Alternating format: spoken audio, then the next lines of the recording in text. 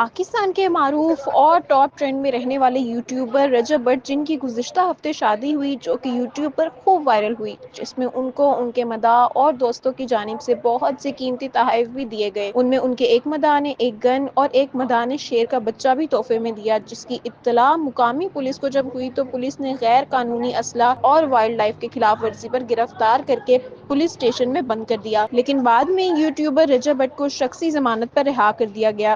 رجب but سے تحویل میں لیا گیا شیر کا بچہ سفاری زو میں منتقل کر دیا گیا، تاہم مزید فیصلہ کورٹ کی جانب سے کیا جائے گا۔ فیصلہ آنے تک شیر کا بچہ محکمہ وائلڈ لائف کی تحویل میں رہے گا۔ ذرائع کے مطابق رجب بٹ کی گرفتاری کیس میں اہم پیش رفت اس وقت ہوئی جب پولیس نے ناجائز اسلحہ کیس میں انہیں ضمانت پر رہا کیا۔ پولیس کے مطابق رجب بٹ صبح عدالت میں پیش ہو کر اپنی ضمانت حاصل کریں گے۔ واضح رہے کہ ناجائز اسلحہ کیس میں ملزم کی شخصی ضمانت صرف ایس ایچ او دے سکتا ہے۔ ادھر یوٹیوبر رجب بٹ کی گرفتاری میں محکمہ وائلڈ لائف کی بڑی نااہلی بھی سامنے آ گئی۔ پولیس نے یوٹیوبر کے گھر شیر کے بچے کی موجودگی کی اطلاع محکمہ وائلڈ لائف کو دی، جس پر ملازمین شیر کے بچے کو برآمد کر کے اپنے ساتھ لے گئے۔ شیر کے بچے کی برآمدگی کے باوجود محکمہ وائلڈ لائف نے ملزم کے خلاف درخواست تک نہ دی۔ قانونی طور پر ملزم کے خلاف قانونی درخواست وائلڈ لائف نے دینی تھی۔